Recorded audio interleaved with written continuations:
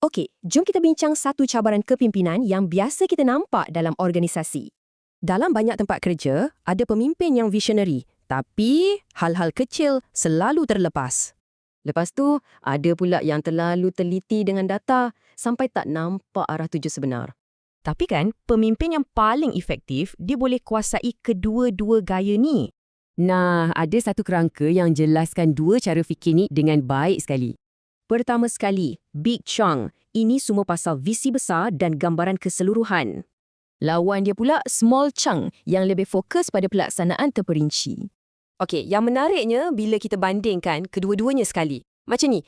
Jadi, apa jadi bila satu pasukan faham dan seimbangkan dua konsep ni? Mulalah nampak beberapa kelebihan strategik yang penting untuk seluruh pasukan. Keseimbangan ni boleh dicapai guna satu strategi praktikal yang pemimpin boleh guna. Ia satu proses dua langkah yang dipanggil chunking untuk urus tahap maklumat. Akhirnya, ini akan bawa kepada gabungan visi dan pelaksanaan yang sangat power. Jadi, poin pentingnya ialah pasukan yang kuat perlukan lebih dari sekadar destinasi.